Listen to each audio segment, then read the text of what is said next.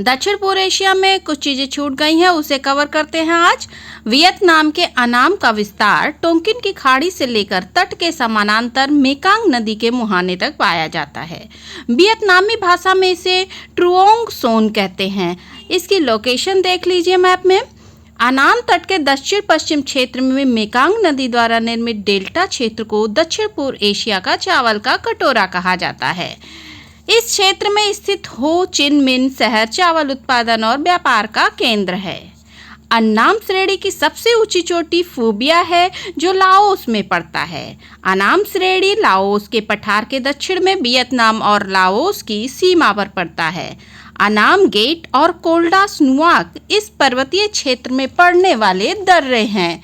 दक्षिण पूर्व एशिया की सबसे बड़ी झील टोनले सैप झील है जो कंबोडिया में मेकांग नदी में पड़ता है। इसे मैप में देख लीजिए। ये है कंबोडिया के पास मेकांग नदी घाटी और ये है टोनले सैप झील। टिन भंडार के लिए कोरात का पठार महत्वपूर्ण है जो थाईलैंड में पड़ता है। इसकी स्थिति को मैप में देखिए। सान का पठार जो म्यांमार और थाईलैंड दोनों क्षेत्रों में पड़ता है। इस पठारी क्षेत्र से साल्विन नदी बहती है। साल्विन नदी की लोकेशन देखिए। यहाँ मिलने वाला चांदी का भंडार विश्व के विशाल भंडारों में से एक है। म्यांमार में सागौन वृक्ष ज़्यादा मिलते हैं। विश्व की लगभग 50% सागौन की लकड़ी म्यांमार से ही मिलती है।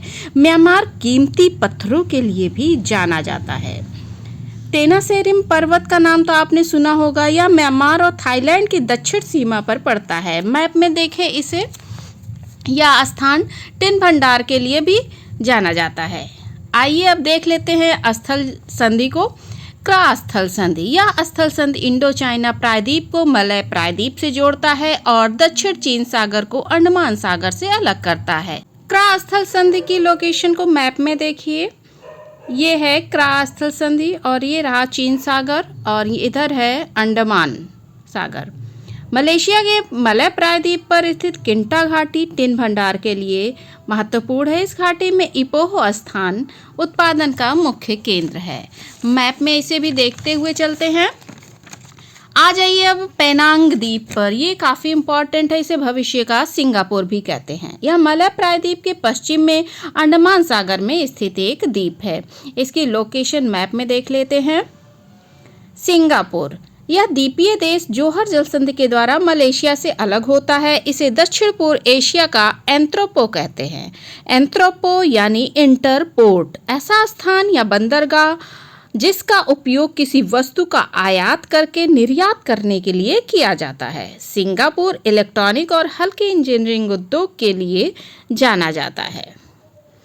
इन सभी की लोकेशन को हम मैप में देख लेते हैं। दक्षिण पूर्व एशिया में अभी कुछ महत्वपूर्ण फैक्ट्स रह गए हैं, उसे नेक्स्ट वीडियो में देखेंगे। तब तक के लिए अनुमति दीजिए। धन्यवाद, फिर मिलेंगे।